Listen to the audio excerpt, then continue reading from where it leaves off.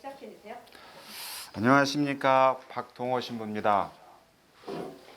저는 이제 PCK 팍스 크리스티 코리아 공동 대표로 활동하고 있는데요. 모든 형제를 놓고 한 6차례에 걸쳐서 제가 읽고 나름대로 묵상하고 또 성찰한 것 부족하지만 여러분과 나누도록 하겠습니다. 6차례에 걸쳐서 준비했는데요. 1시간 30분 가운데 약 70분 정도는 저 나름대로 모든 형제 회칙을 오늘은 아문이 드리운 닫힌 세계 회칙의 이제 1장의 타이틀이기도 하고요. 다음 주에는 이제 인간관과 세계관,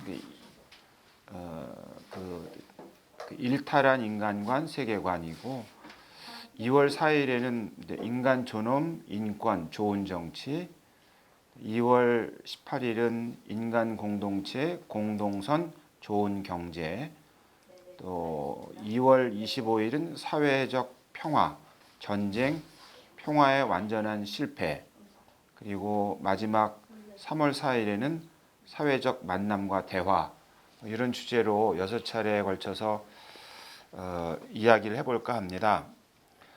제목은 아시는 것처럼 이제 모든 형제인데 그 부제라고 할까요? 모든 형제, 무엇에 관한 회칙 할 때는 형제애, 우리말 번역은 아마 형제애로 번역이 될 것 같고요.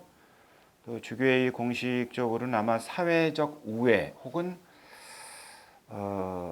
다른 여태까지 문헌을 비춰보면 시민적 우애라고 번역이 될 수도 있을 것 같아요. 근데 편의상 형제, 모든 형제, 형제와 사회적 우애에 관하여 이렇게 되어 있는데요.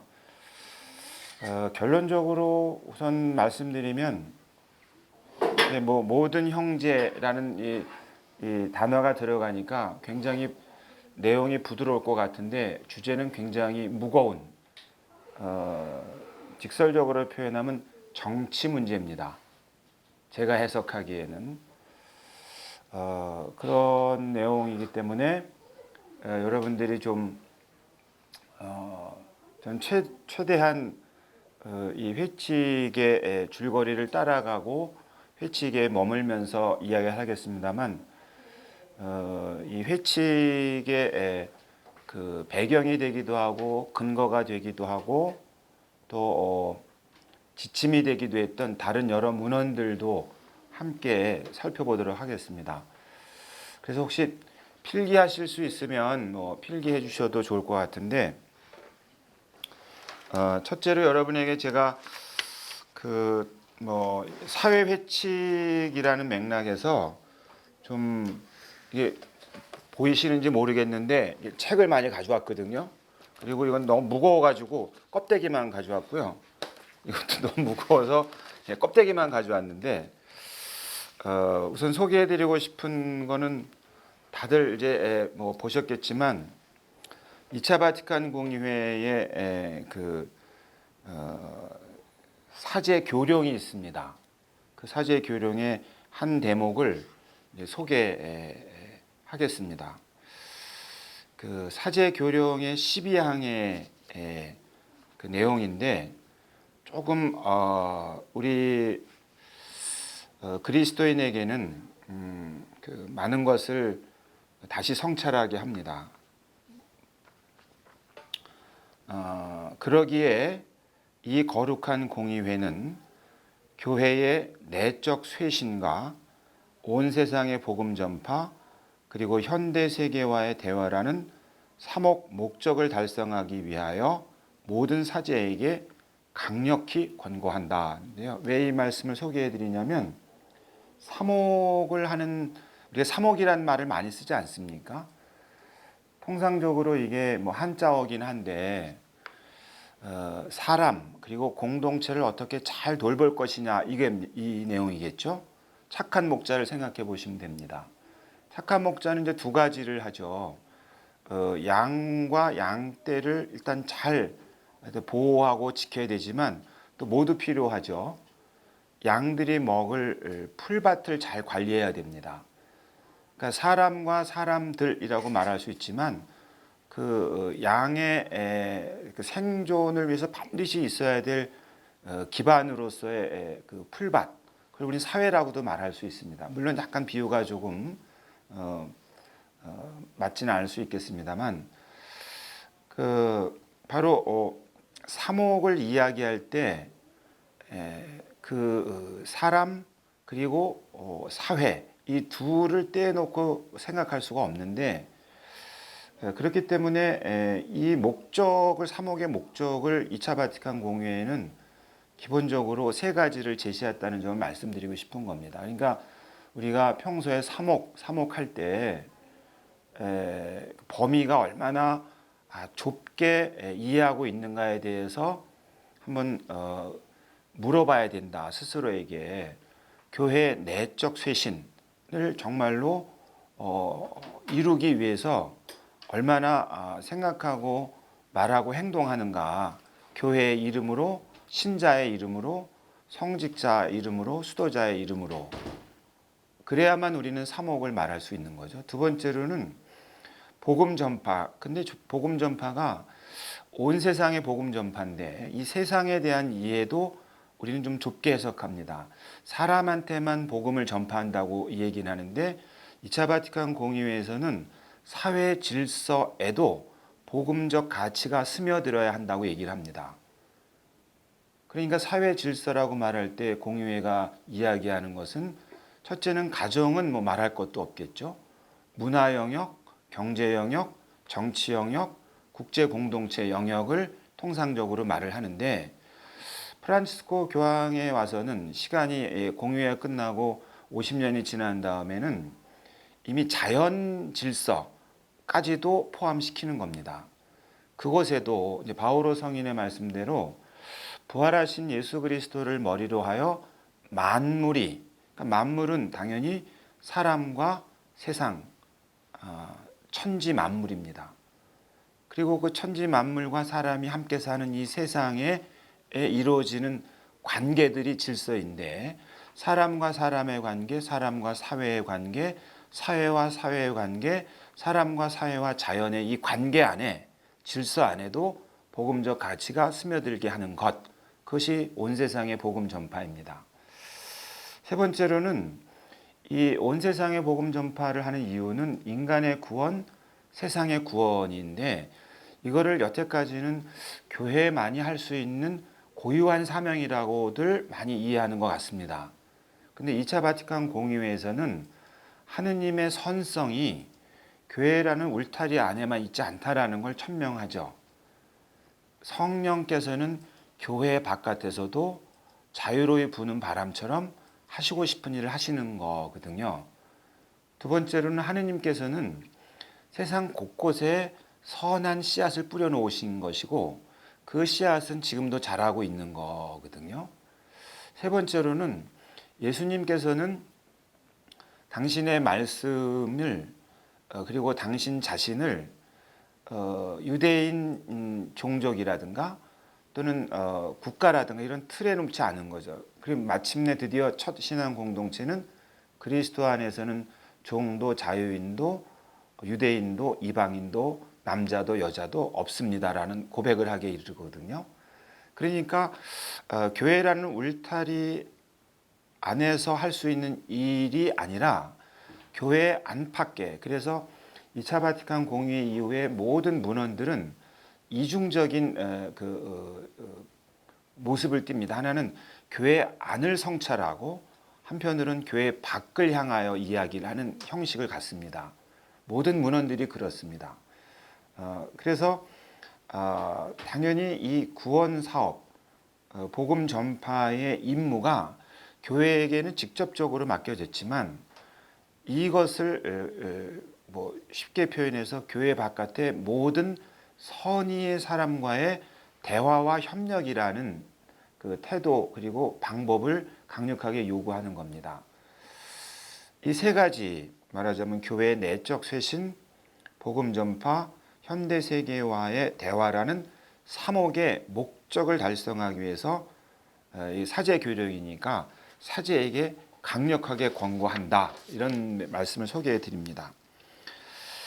그리고 이 2차 바티칸 공의회에서 가장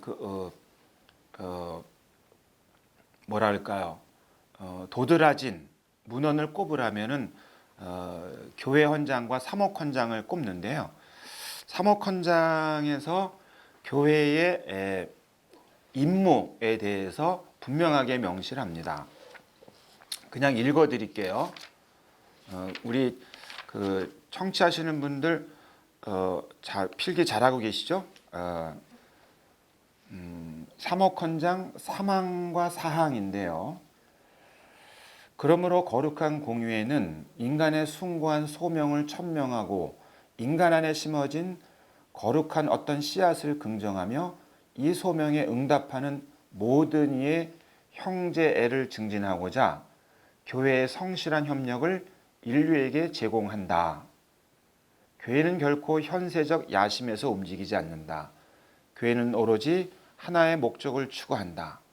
곧 성령의 인도로 바로 그리스도께서 하시던 일을 계속하려는 것이다. 그리스도께서는 진리를 증언하려고 세상에 오셨으며 심판하시기보다는 구원하시고 섬김을 받으시기보다는 섬기러 오셨다. 우리 수녀님들께서는 익숙한 내용일 수 있습니다만은 이 3항의 마지막 단락 다음에 이어지는 4항이 더 익숙한 내용일 겁니다. 그러나 앞에서 말씀드린 교회의 내적 쇄신, 온 세상의 복음 전파, 현대 세계화의 성실한 대화라는 이 세 가지의 사목의 목적을 달성하기 위해서 이 사목 헌장에서는 이렇게 말합니다. 이 임무를 완수하고자 모든 시대에 걸쳐 교회는 시대의 징표를 탐구하고 이를 복음의 빛으로 해석해야 할 의무를 지니고 있다. 선택이 아니란 얘기입니다. 그리고 각 세대에 알맞은 방법으로 교회는 현세와 내세의 삶의 의미, 상호관계에 대한 인간의 끝없는 물음에 대답해 줄 수 있을 것이다. 그러므로 마땅히 우리가 살고 있는 세계와 그 세계의 기대와 열망, 그리고 때로는 극적이기도 한 그 특성을 인식하고 이해해야 한다. 제가 사목 헌장의 3항과 4항의 일부분을 그대로 읽어드렸는데 왜 이 말씀을 이렇게 소개했냐 하면 2차 바티칸 공의회 사목 헌장을 2차 바티칸 공의회를 그리고 특히 사목 헌장과 교회 헌장을 바탕으로 해서 프란치스코 교황의 교회관과 사목관을 우리가 이해할 필요가 있어서 그렇습니다. 이 사목 헌장에서 영감을 얻어서 바탕을 두고 나온 또 한 권의 책, 제가 무슨 책 장사를 하려고 나온 건 아니고 말이죠. 아마 수요님들 다 알고 계실 책일 것 같은데 이 간추린 사회교리 다 갖고 계시죠? 사실 좀 지나친 표현으로 이 간추린 사회교리를 안 읽으셨다 그러면 각성하셔야 됩니다. 대호각성 필요합니다. 왜냐? 혹시 프란치스코 교황님을 맨날 정말 교황님 너무 훌륭하시다 그렇다면 그런 말씀을 하신 적이 딱 한 번이라도 있으면 그 말씀에 책임을 지셔야 되는데 왜냐? 교황님도 바쁜 분이시잖아요. 근데 이분이 처음으로 한국을 방문하실 즈음에 낸 책이 그 복음의 기쁨이라는 책이거든요. 앞에서 말씀드린 교회의 내적 쇄신을 강력하게 촉구한 책인데 그 내적 쇄신을 촉구하는 데 있어서 가장 우리 한국 교회 내에서 소홀한 부분, 복음화의 사회 차원을 강조하는 대목에서 이런 말씀을 하셨기 때문이에요. 또 그대로 읽어드릴게요. 여러 번 말씀드리지만 책 팔러 온 거 아닙니다. 184항인데요. 이 자리에서 저는 오늘날 세계에 영향을 끼치고 있는 많은 근심스러운 사회 문제들을 모두 자세하게 다루지는 않겠습니다. 저는 그 가운데 일부를 이미 제2장에서 다루었습니다. 좀 이따 말씀드리겠지만 2장의 내용은 주로 경제 문제입니다. 이 사도 권고, 이 복음의 기쁨은 사회 문헌이 아닙니다. 찬미 받으소서나 모든 형제와 같은 성격의 책이 아니란 얘기죠. 좀 더 직설적으로 말하면 교회를 향하여 한 문헌이다.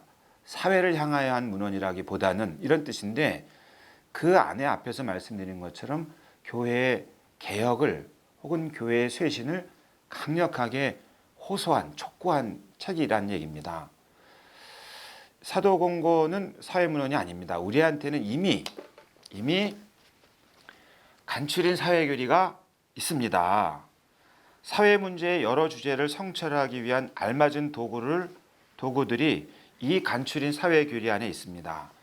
진심으로 저는 모든 그리스도인이 간추린 사회교리를 연구하고 활용해 주시기를 추천합니다. 강력 추천합니다.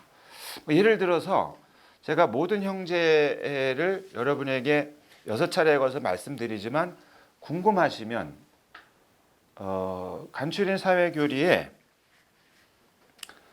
이런 대목이 있어요.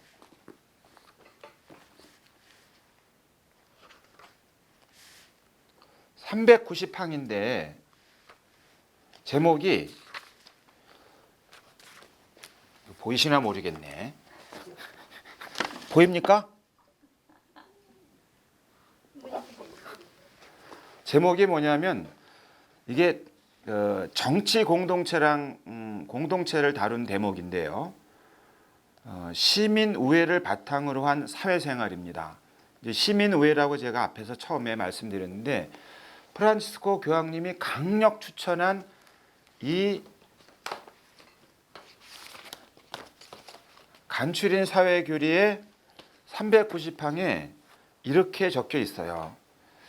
시민 정치 생활에 심오한 의미는 단순히 개인의 권리와 의무를 나열하는 데서 시작되지 않는다.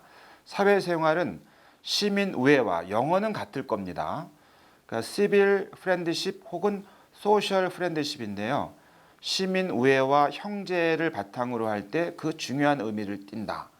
소셜 혹은 시빅 프렌드십 앤드 프라터니티. 발음이 어땠습니까? 좋습니다. 네, 좋죠. 제가 모든 형제라는 회칙을 소개하면서 모든 형제, 온, 무엇에 관하여 프라터니티, 형제와 앤드 소셜 프렌드십. 우리 주교회에서는 어떻게 번역할지 모르지만 어쩌면 간추린 사회교리를 이미 번역해 봤기 때문에 시민 우애로 번역할 수도 있고 또는 사회적 우애 이렇게 번역할 수도 있을 겁니다. 둘 다 뭐 사랑 애자가 들어가긴 하죠. 사회생활은 시민 우애와 형제를 바탕으로 할 때 그 중요한 의미를 띈다. 사실 이렇게 쭉 나간 다음에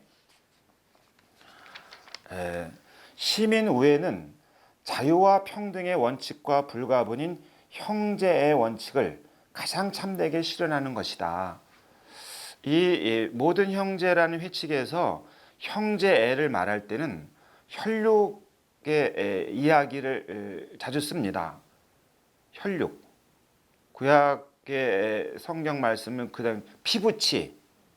그러니까 형제는 전부 다 혈족 관계잖아요. 그러니까 피부치란 얘기입니다. 그러니까 인류 모두가 서로 피부치란 얘기죠. 왜?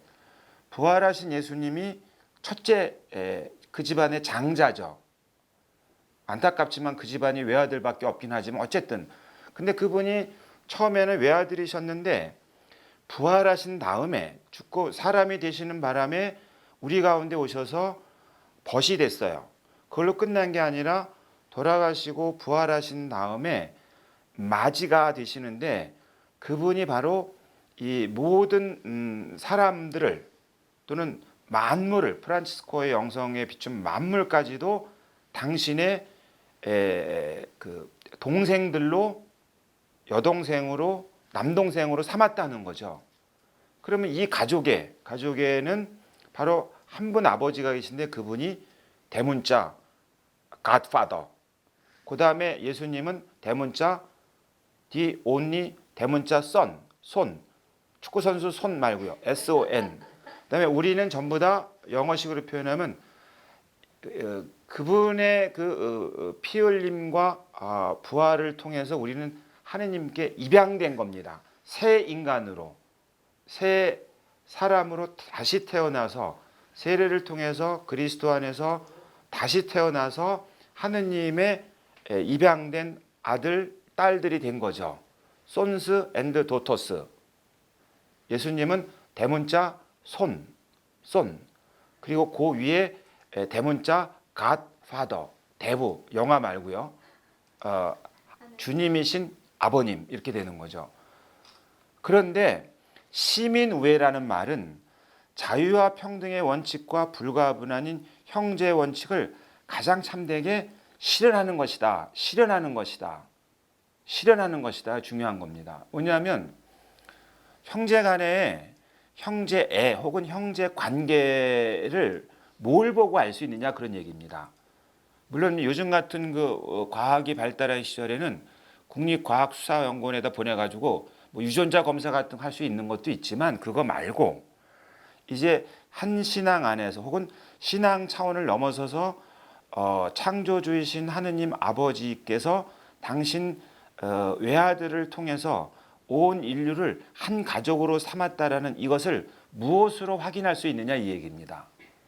그거를 시민우애로 보는 겁니다. 그래서 이 회칙에서는 형제애와 시민우애를 형제애에 대해서는 인간의 존엄함과 주로 인권에 관한 영역으로, 시민우애는 주로 경제 문제와 정치의 영역으로 맥락 배경에서 이야기를 풀어간다고 저는 해석을 해요. 그러니까 형제에 있어서는 인간의 존엄함의 보편성, 그리고 양도 불가성, 침해 불가성, 그리고 전체성, 이것을 구체적으로 실은 인권 얘기를 하게 되는데, 이 인권의 가장 큰 세계적인 문제 차원으로서 그 이민과 난민의 존엄과 인권 문제를 직설적으로 다룬다. 그리고 다시 civic 혹은 social friendship, 시민의 우애, 시민적 우애, 사회적 우애랑 관련해서는 정치 문제와 경제 문제, 정치 문제에서는 공동선을 지향하는 정치이냐, 경제는 재화의 보편 목적을 실현하는 경제냐, 이 문제를 다루고 있다고 보는 겁니다. 제가 이 말씀 드리는 것은 이 모든 형제라는 회칙조차도 간추린 사회 교리를 그냥 툭 하면 읽으시면 이 회칙은 이미 레오 13세 교황의 새로운 사태, 그리고 노동의 조건에 관하여라는 1891년의 회칙에서부터 2005년까지 요한 바오로 2세의 100주년 회칙, 그 이후까지 그까지를 망라한 책이다.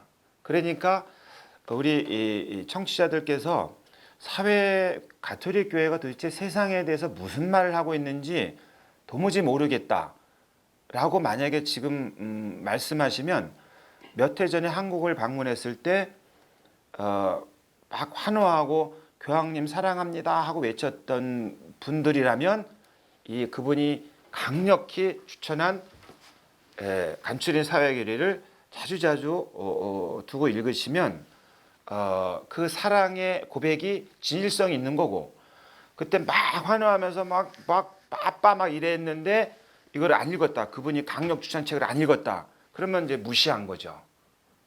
차라리 환호도 안 하고 난 싫어했으면야 정직이나 하지, 겉으로는 막 화납니다 한 다음에 그분이 진심으로 바라는 걸 안 하면 거시기 하지 않습니까? 자, 그런 점에서 제가 간추린 사회교리를 또 예를 들어서 좀 이따 말씀드리겠지만 찬미받으소서란 회칙 나오고 또 열심히들 읽으셨잖아요. 근데 여기에 10장이 환경보호라는 타이틀로 되어 있는데요. 이걸 읽으면 혼동이 와요. 내가 찬미받으소서를 읽고 있는 건가? 이걸 읽고 있는 건가? 물론 여러 번 읽고 나면 막 헷갈리는 거죠. 한 번도 안 읽었으면 이것도 새롭고 저것도 새로울 텐데요. 자, 그런 점에서 2차 바티칸 공의회의 3억 헌장 그리고 간추린 사회교리를 소개했습니다. 이유는 이 사회회칙 모든 형제가 이 맥락에서 그 내용을 좀 더 오늘날의 현실에 맞게 좀 더 자세하게 좀 더 그 강조점을 다른 영역에 두면서 그 내용 안에서 한 것이다. 그 맥락에 있다라는 말씀 드리려는 겁니다. 오늘 주제목이 폐쇄된 또는 아문이 들이운 닫힌 세계 무섭지 않습니까? 아문 하니까 암수, 암투 이런 생각이 나니까 아문. 근데 그 다크 클라우드 제가 스페링을 써드려야 되겠는데 DARK CLOUDS 클라우드즈 복수예요. 그리고 오버 더 클로즈드 월드 그러니까 폐쇄된 닫힌 세계가 있는데 그 위에 시커먼 구름들이 딱 이렇게 있는 겁니다. 깜깜하다는 얘기죠. 굉장히 묵시록적 같지 않 묵시록의 그런 그 인상 느낌을 주지 않습니까? 근데 내용을 보면 살벌합니다. 근데 사회해치 제가 3억 헌장 복음의 기쁨 찬미받으소서 조금 전에 소개해드렸는데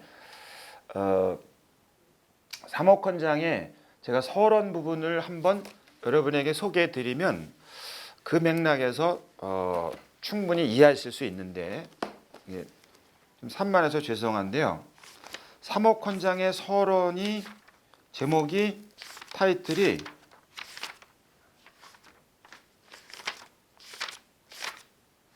현대 세계의 인간 상황이에요. 중요합니다. 너무 뻔한 것 같지만 그렇지 않아요. 3억 헌장의 제목 자체가 이미 모든 내용을 말합니다. 뭐냐면 현대 세계의 교회에 관한 3억 헌장인데 기쁨과 희망인데 제가 그 뜻은 잘 몰라도 라틴어 제목을 좀 소개해 드릴게요. 발음 나쁘다고 하지 마시고 여러분이 들으시라고 듣기 좋으시라고 이렇게 콘스티튜티오 파스토랄리스 데 에클레시아 헌장 3억 교회에 대한 3억 헌장인데 첫째로는 21번에 걸친 세계 공의회에서 헌장이라는 교회 가장 높은 권위의 수준의 문헌에다가 3억자가 들어간 건 처음입니다. 처음입니다. 3억자를 붙이지 않았어요. 그리고 제목이 기쁨과 희망이지만 제가 강조하고 싶었던 내용은 그 앞에 붙어 있는 부사 구입니다. 인 문도 후이우스 템포리스. 여기 계신 그 청취자들께서 혹시 지금 여기 이런 표현 많이 들어보시지 않았습니까? 지금 여기. 그게 바로 이 얘기입니다. 인 문도 세상에서 여기서 후이우스 오늘 템포리스 시대에 그러니까 지금 여기에 교회는 무엇을 이 얘기입니다. 그 말의 다른 뜻은 우리가 평소에 교회를 얘기할 때 저 하늘나라 먼 미래에 맛볼 복락에 혹시 시선을 두면서 거기에 시선을 두는 건 나쁘지 않은데 그러다가 자기 발이 어디에 놓여 있는지를 생각지 않고 넋놓고 걸어가다가 돌부리에 걸려서 넘어진 적은 없는지 역사 속에서는 그런 일이 많았다는 얘기입니다. 그래서 이 지금 여기 인문도 후이우스 템포리스인데 바로 지금 여기에 사람이 어떤 처지에 놓여 있느냐가 교회가 정말 눈을 부릅뜨고 맨날 쳐다봐야 된다. 앞에서 말씀드린 것처럼 교회는 사람을 아까 양과 양떼와 그 풀밭, 그 건강한 풀이 있는 그 풀밭, 그게 착한 목자 예수께서 밤낮 없이 심혈을 기울인, 그리고 맨 나중에 십자가에서 달리실 때 이제 다 이루었다고 하신 말씀에 현실적 실현된 컨텐츠란 말씀 드리는 겁니다. 지금 여기에 사람이 어떤 처지에 놓여 있는가. 물론 이제 다른 자리에서 뒤에도 이 책에서 나오지만 우린 이런 얘기할 때 보면 그 일반화시키는 경향이 아주 많아요. 그 디테일한 쪽으로 안 간다는 얘기죠. 그런데 사모컨장에서도 그렇고 이 2차 바티칸 공의회 이후에는 특히 더 그런데 항상 교회의 관심은 그냥 지금 여기에 인간의 상황이라는 이 일반화된 이 맥락에서 특히 가난하고 힘없고 약한 사람들의 처한 상황이 그리스도의 제자들이 떠맡아야 될 것이다라고 선언을 하는 겁니다. 심지어 프란치스코 교황은 가족을 위해서 또 사랑하는 사람을 위해서 바깥 사회생활에서 불가피하게 양심의 고통을 받으면서 일하는 아버지들, 어머니들의 고통조차도 거룩하다 그러시는 거예요. 섣불리 함부로 일반화시켜서 말하지 말라는 뜻이기도 하지만 특별히 관심을 기울이는 대목이 그곳이어야 한다. 초점이. 왜냐? 예수께서 오셨는데 다 사랑하셨죠. 그런데 그분 눈에 밟히는 사람들이 있는데 두 가지의 대목에서 그런 게 나옵니다. 군중을 보셨는데 측은한 가엾은 마음이 드셨다. 그들이 목자 없는 양과 같았다. 굶주렸기 때문이다.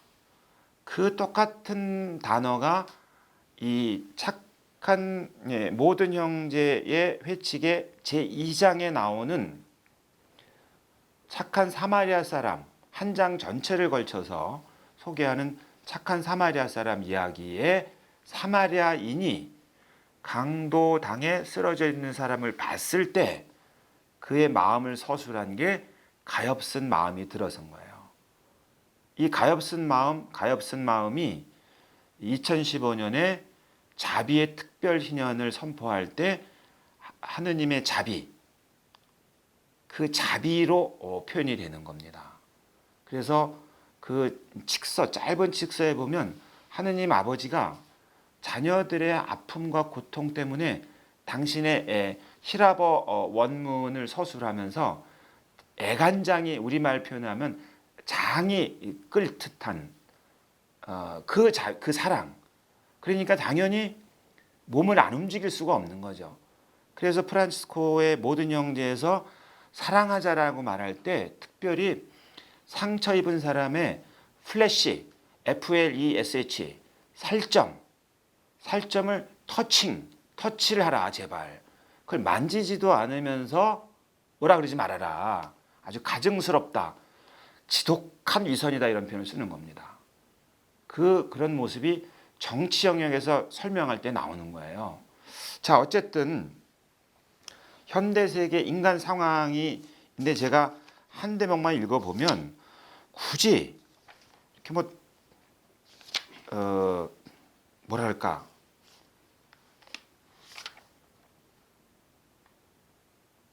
이런 겁니다.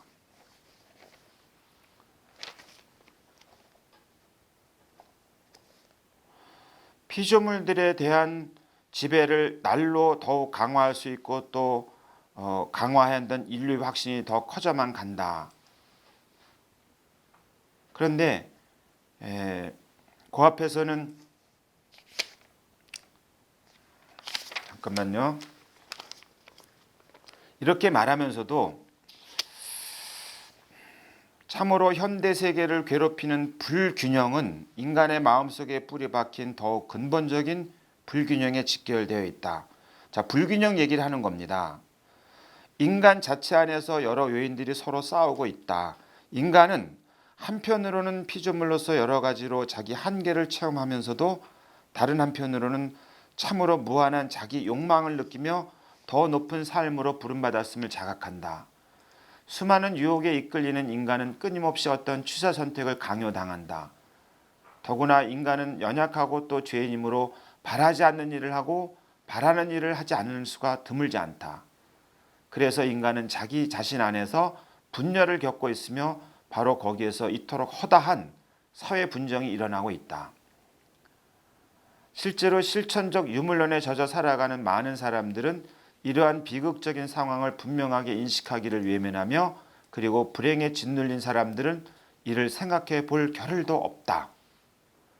많은 사람들은 여러 가지로 제시되는 사물의 해석에서 스스로 안식을 찾았다고 여긴다. 또 어떤 사람들은 오로지 인간의 노력만으로 진정하고 완전한 인류 해방이 이루어질 것이라고 기대하며 장차 지구에 대한 인간의 지배가 자기 마음에 온갖 소망을 채워주리라는 자기 확신을 지니고 있다.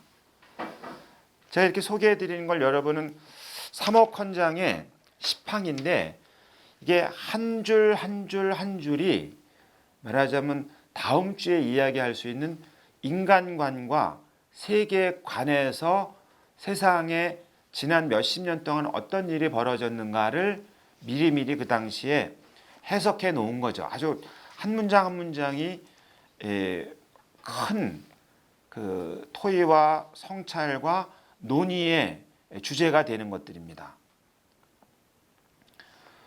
이제 이런 또 이런 내용도 있습니다.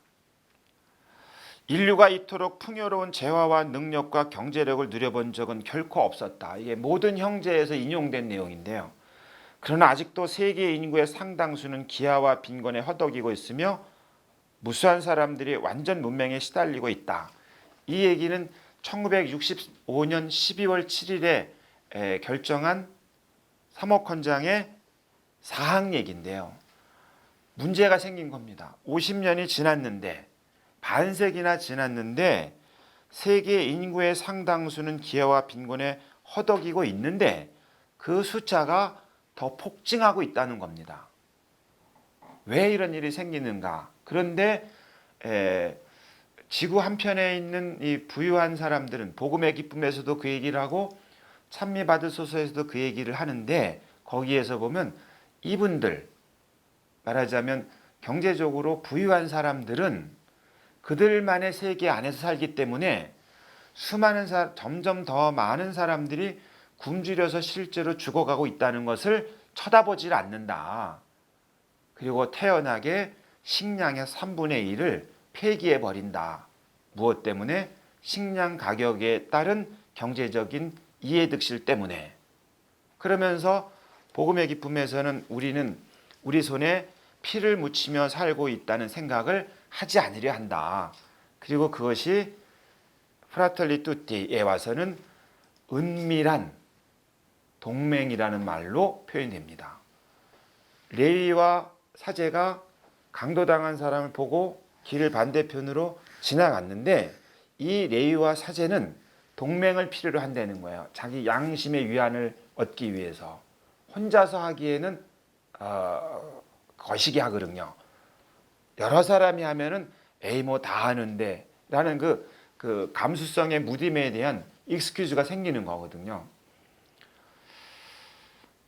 3억 헌장의 이야기가 50년이 지난 프라텔리 투티에 아문이 데려온 닫힌 세계랑 무슨 관계가 있느냐? 3억 헌장이 65년이잖아요. 45년에 2차 대전이 끝났잖아요.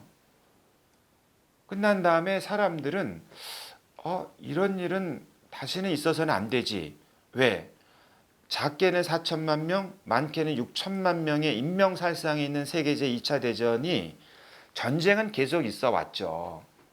근데 이 전쟁, 2차 대전에 있어서 그 많은 사람이 죽었다라는 것뿐만 아니라 두 가지의 끔찍한 도무지 납득할 수 없는 인간의 이성과 지성과 양심과 자유, 다시 말하면 19세기 말 20세기 초부터 시작된 그 자유주의 사상에 있어서 도무지 그 부끄러움을 주체할 수 없는 두 개의 사건이 2차 세계대전 때 벌어진 겁니다.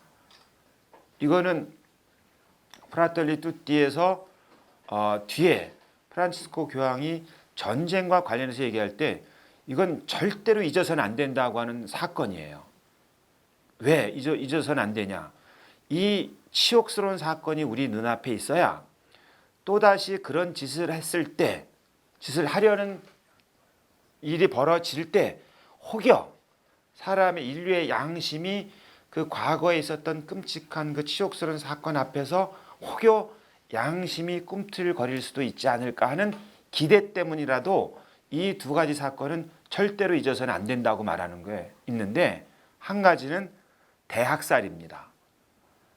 통상적으로 모든 회칙이나 문헌에서는 유대인 학살을 많이 얘기를 하지만 거기에 플러스 600만 명 넘는 유대인 플러스 다시 그에 버금가는 수의 집시, 정신질환자, 치매 걸린 노인, 장애인들, 동성애자들, 이런 사람들을 합치면 600만 명을 넘을 것이라는 추정도 해요.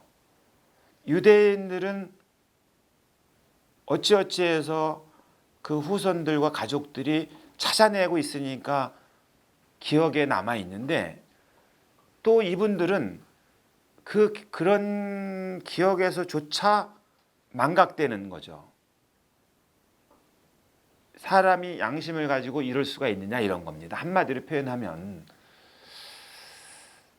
그렇다고 해서 유대인이 이 전쟁에 있어서 이해 당사자도 아니었고 땅을 뺏으려고 했던 사람들도 아니었고 그렇다고 지배하려고 했던 사람도 아니었다는, 왜 그랬을까, 이런 겁니다.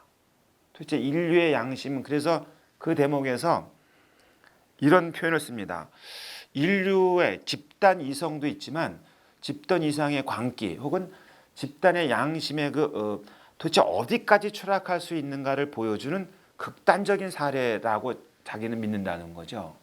그러니까 또다시 인류가 그딴 짓을 할 때 혹여 이 표지가 그 가운데, 인류 가운데 어떤 사람들의 양심을 일깨우는 도구가 되지 않을까, 기회가 되지 않을까라는 바람을 갖는다, 나는. 적어도. 또 한 가지 사건이 바로 재작년에 우리 PCK도 적극 참여했죠. 그냥 그 비싼 돈 들여가지고 일본까지 다녀왔거든요.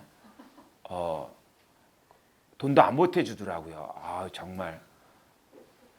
그래서 우리 뭐 대표님 그때 그 휴대폰으로 소액 대출 받고 막 그랬죠. 안 그랬나요? 죄송합니다. 그랬을 수도 있다, 이런 거죠. 근데 그분이 이제 일본에 오셔가지고 왜 오셨나? 핵무기 때문에 온 겁니다. 그 3년 전에 교황청에서 프란치스코는 그 핵과 관련한 그 심포지움을 열면서 전 세계에서 이게 평화로운 이용에는 이제 핵 의학이 있고 핵 발전이 있는데 이거 말고 핵 무기 분야. 그래서 핵무기를 실험하는 거, 핵무기를 제조하는 거, 핵무기를 생산하고 배치하는 것이 죄를 구성한다 그랬습니다. 그 법률적 용어거든요. 죄를 구성하는 요소는 뭡니까? 의도, 수단과 방법, 실천, 그 결과거든요. 이 세 가지가 하면 우리는 형벌을 받아요. 제가 이 강의를 듣는 여러분들이 지금 저는 혼자 막 떠드는데 아주 그냥 편안하게 앉아가지고 막 졸고름 제가 화가 나지 않습니까? 마음속에서 분노가 있고 그래서 어떻게 야단을 치고 싶은 거예요. 근데 방법이 없잖아요, 여기서. 그래서 제가 화가 나가지고 그냥 안경을 해가지고 그냥 이걸 집어 던지고 카메라를 집어 던져가지고 화는 풀렸을지 모르지만 행동이 폭력적이었는데 저 카메라가 제 게 아니거든요. 그럼 저는 죄를 짓는 거예요. 결과가 나빴으니까. 그리고 수단도 나빴으니까, 의도도 나빴으니까. 근데 핵을 계획하는 거, 핵 무기를 계획하는 거, 실험하는 거, 생산 배치하는 것이 죄를 구성한다 그랬어요. 그 처음 발언한 거거든요. 어쨌든 그 2차 세계대전에 패전을 했던 일본이긴 합니다만 거기에 히로시마 나가사키 핵무기를 사용했잖아요. 조금 전에 말씀드린 대학살과 이 핵무기의 사용, 이 핵무기의 사용은 뭡니까? 뭐 상상 초월이죠. 이 두 가지가 뭐를 극단적으로 부정한 거예요. 저 사람이 내 혈육이 아니라는 걸 부정한 거고, 저 사람들하고 나는 같이 안 살까라는, 저 사람이 형제, 저 사람이 나의 혈육이다, 내 피부치다. 그리고 저 사람하고 나하고 우애, 함께 살아야 된다. 소셜 프렌드십. 이 두 가지를 완전하게, 아주 철저하게, 가장 명시적으로 부정한 사건으로 기록하는 겁니다. 전쟁, 평화의 완전한 실패라는 말 나중에 말씀드리겠습니다만, 또 한 가지가 사형에 관한 얘기인데 그건 나중에 얘기할게요. 어쨌든 3억 헌장에서 말한 현대 세계의 인간 상황은 물론 어두움만 말하지 않습니다.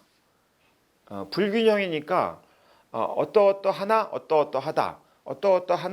뭐 인류가 이토록 그 풍요로움을 누려본 적은 없으나, 그러나 또 이토록 많은 사람들이 빈곤과 가난 또는 기아로 고통받은 적도 없었다 했는데, 그건 객관적이잖아요. 근데 사람들은 사회적 분석처럼 여길 수 있는데, 프라텔리 투티에 와서는 근데 더 심해진다 이런 얘기입니다.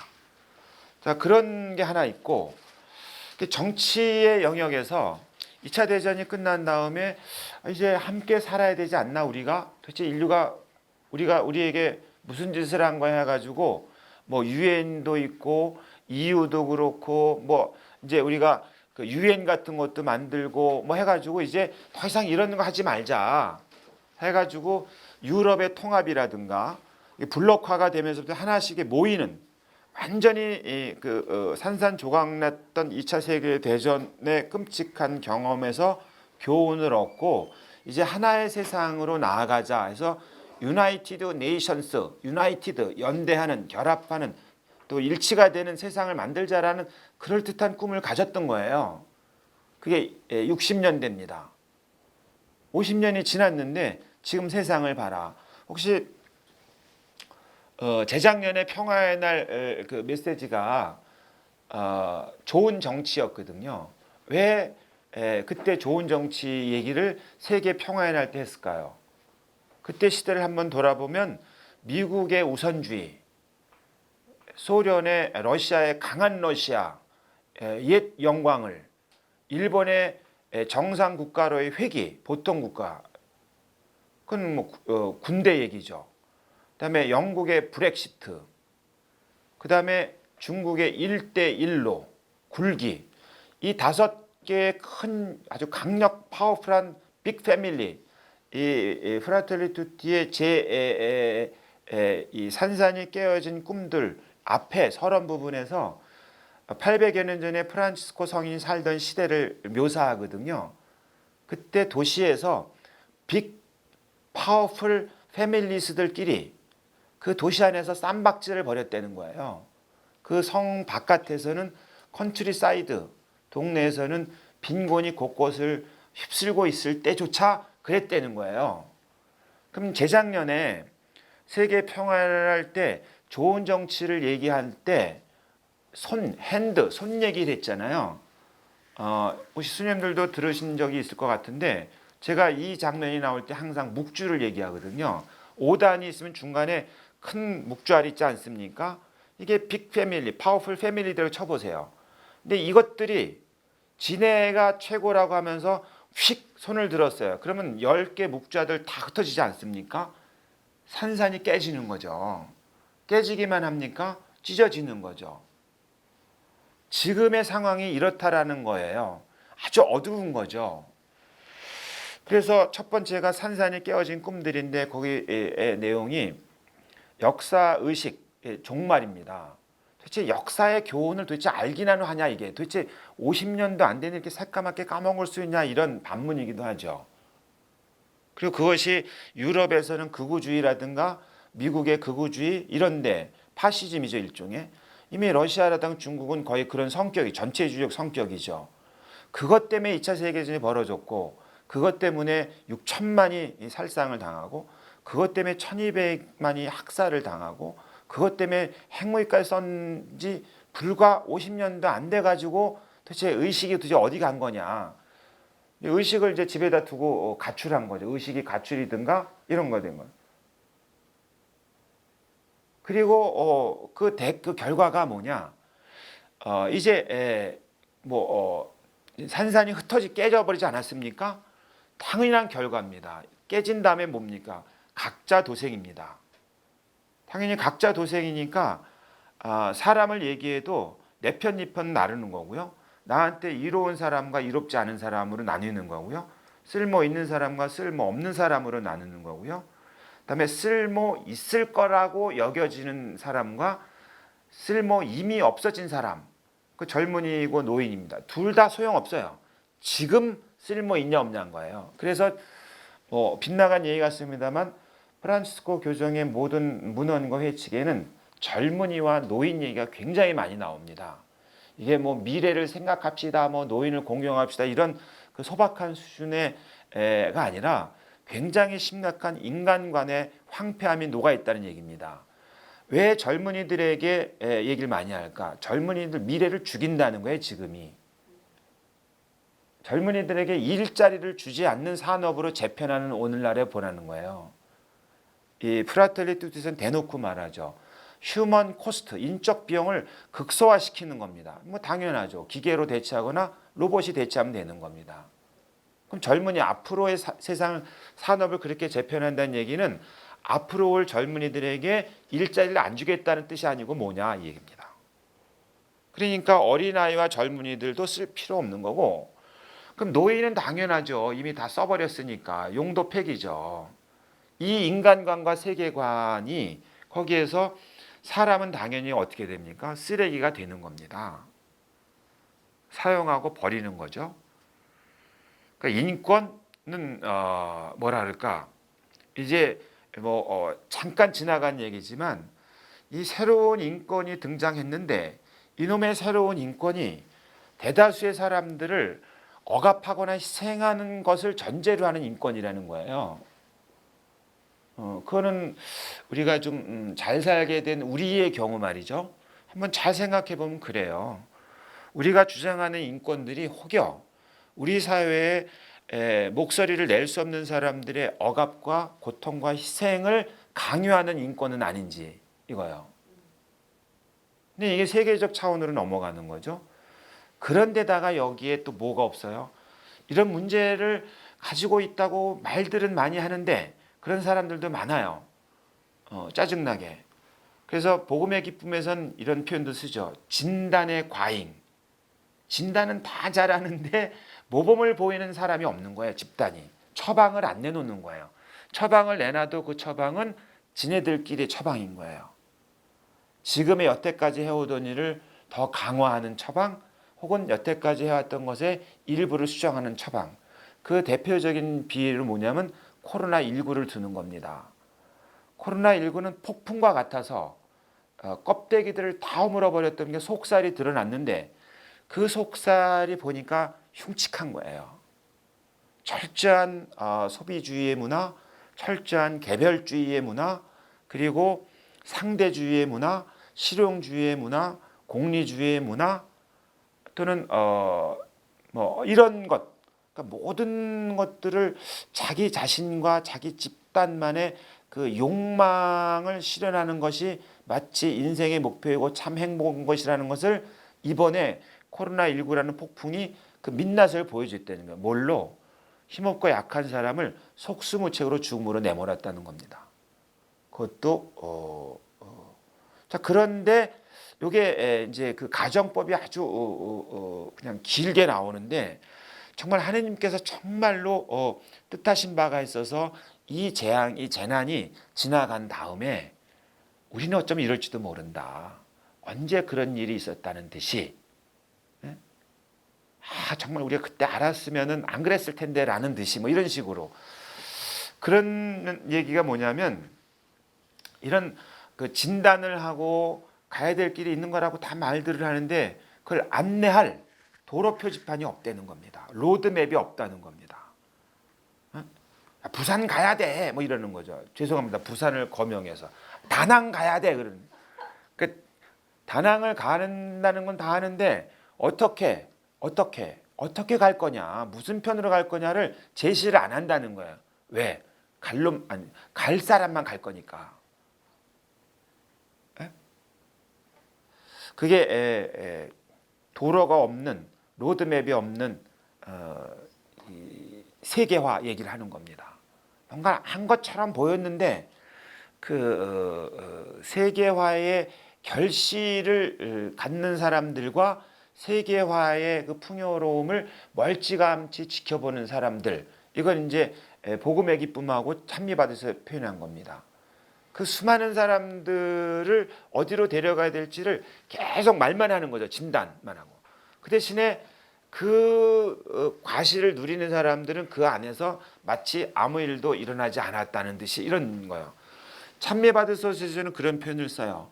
저 앞에 십자로가 있다라는 이 문장이 하나 있고 한참 뒤에 가면 우리 인류에게는 방향을 알려주는 나침반이 없습니다. 이런 표현도 써요.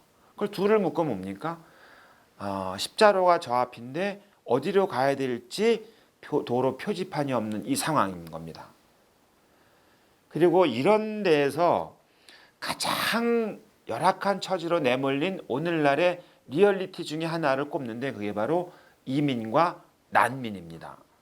근데 이거는 제목이 국경선 따위는 필요 없다. 국경선으로 말하자면 인권이 가늠된다. 이 얘기입니다. 한편으로 말하면. 그러니까 인간의 존엄은 보편적이다라고 1948년에 세계 인권선언에서 말을 그냥 했고 그 다음에 이 책에서도 인권은 선언만 하는 걸로 되는 게 아니다라고 해서 그 인권에 관한 인간의 존엄에 관한 얼마나 많이 얘기했는가. 근데 이미 2차 세계대전 이후부터 생긴 이민의 현상. 근데 이민의 현상에 최근에 그 전에는 분쟁이라든가 충돌이라든가 이런 것 때문에 이민했는데 1980년 이후부터는 기후 난민, 환경 난민이죠. 근데 이런 분들이 좀 수백만 수천만이 지금 막 발생하고 있는데 이들에 대해서